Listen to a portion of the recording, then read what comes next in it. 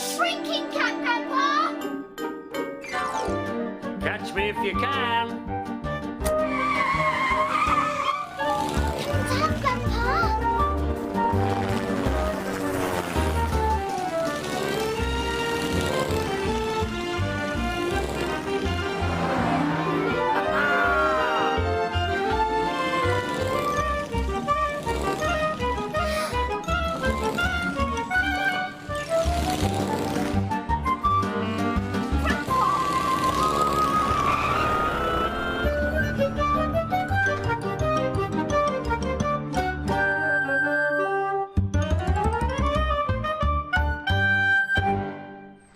It was a really lovely day at the mill on the marsh, and someone very small had come to stay. His name was Teddy Goodchild, and he was only 2.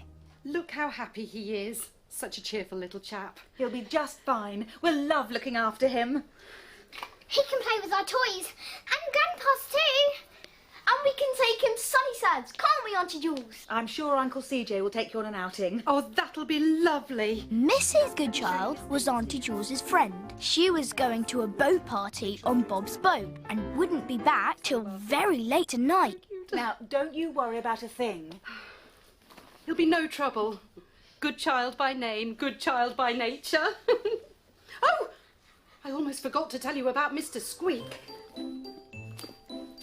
He can't go to sleep without him. It's the only time he cries, when he's separated from Mr. Squeak. Watch this. Teddy. Squeak, squeak, Mr. Squeak. Squeak! Squeak, Mr. Squeak! Yes, this was the day when we all got to say, "Squeak, squeak, Mr. Squeak!" Now we've found Mr. Squeak, absolutely nothing can go wrong. Now off you go and enjoy your party. Yes.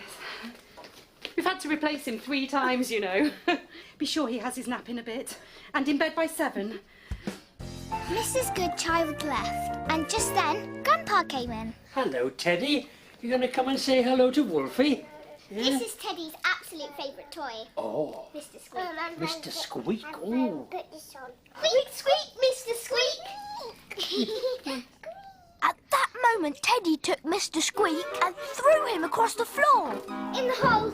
It's gone in the mouse hole. Well, up to your basket, Wolfie. There's only one thing for it. Not the shrinking cat,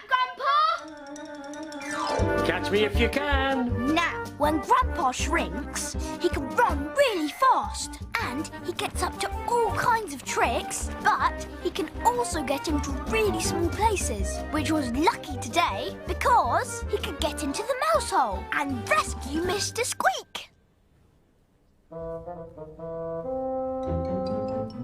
Ah. The mouse of the mill had made friends with Mr. Squeak. Hello. Could I have Mr. Squeak, please? No? Oh, dear. But the mouse of the mill thought it would be fun to chase Grandpa. Grandpa hid behind the corner and the mouse went straight past him.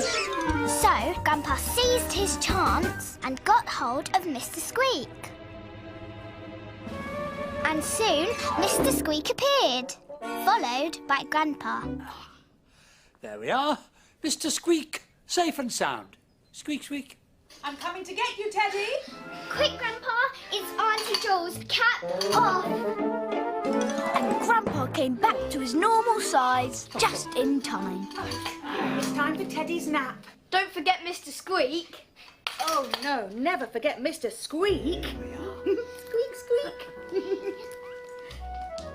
Soon, Teddy had settled down for his afternoon nap. No squeaking, Mr. Squeak. Elsie and I are going to make you a special tea later.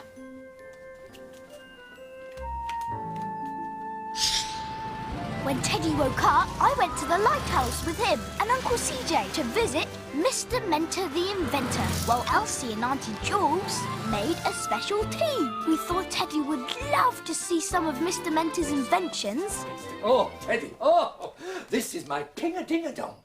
So it pings and dings. Teddy liked the ping-a-ding-a-dong, but then he saw something he liked even more. Oh, what have you seen? Oh, yes, Aristotle. Oh, isn't he wonderful? Mr. Mentor doesn't just invent things, he invents words too. I'm babysitting him for a friend. While Teddy played with Aristotle, Mr. Mentor showed us his very latest invention. That's impressive, Mr. Mentor. It is spectacular, isn't it? What is it exactly? What do you mean, what is it? It's Malvolio, my marvelicious money-munching monster. What does it do? I've no idea. I expect it munches money. But it is, however, most marvelous. Mr. Mentor often doesn't know what his inventions are for. I expect it'll do something, eventually. It just needs to think about it. Just then, Mr. Mentor's chicken clock went. Oh, my goodness! Help, help! What is it? What's the matter? It's 5:30 chickens. I'm late. I'm most spectacularly late. I'm due at a meeting of the most remarkable inventors in the universe. Oh, dear. Time to go, Teddy. It was 5:30 chickens, and Mr. Mentor was panicking. Don't panic, Mr. Mentor. Oh, I'm not panicking. Oh, Aristotle, look after the lighthouse for me. Oh, now, where's my door key? Oh, dear. Oh, sorry to rush. Oh, but wait a minute. I've got to take Malvolio with me.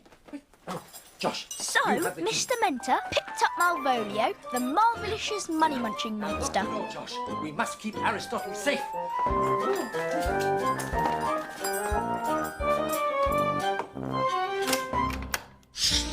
When we got back to the mill, Teddy had his special tea, made by Elsie and Auntie Jules. And soon, he was all ready for bed.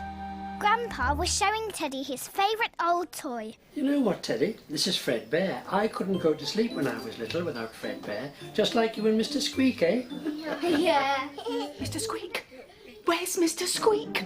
Mr. Squeak. I don't know. Grandpa quickly decided to sing to Teddy while we looked for Mr. Squeak. I'll tell you what, Teddy. Why don't you and I go upstairs and have a little sing-song, eh?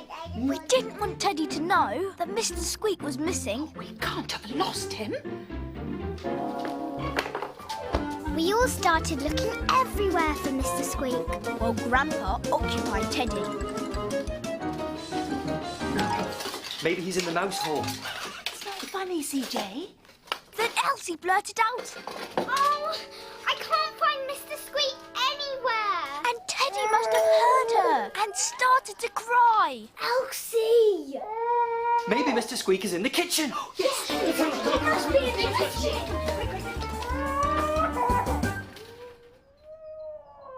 Where did we last see him? Just think back. Think! He had him in the lighthouse, remember? Oh no, and we had to leave quickly, didn't we? I'll go right away. But Mr. Mentor's not there. He's gone to a meeting with the most remarkable inventors in the universe. Oh no! What are we gonna do? You go and tell Grandpa. And I winked at Elsie. Oh, we'll keep looking. I'll go and tell Grandpa. And she winked back, kind of. I'm going to tell Grandpa. We were sure that Grandpa would have an idea that would save the day. Wait, yes, don't you worry. Oh. Auntie Jules was trying to comfort Teddy. He was not a happy boy. There's nothing for it, Elsie. If the lighthouse is all locked up, someone has to go in through that window. And that someone is me. And for the second time that day, Grandpa shrank.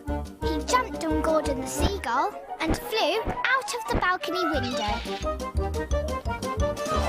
Where's Grandpa? Gone for an early night, I suppose. Well, he won't get much sleep if that goes on. I'll take him some tea. No! Let's keep looking for Mr. Squeak. You look in here and we'll go to the meadow.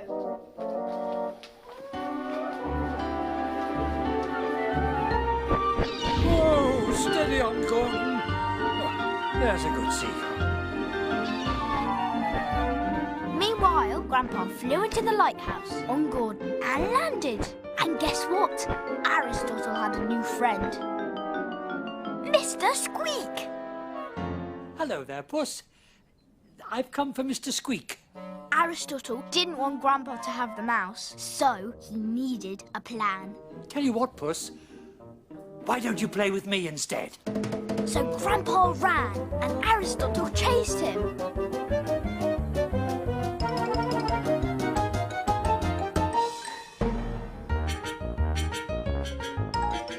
And that's how Grandpa got Mr. Squeak back. Thanks ever so much. Cheerio! And he tied him by his tail to Gordon. Then he took off and flew out of the window. We were waiting outside for Grandpa to come back. But we didn't have to wait long.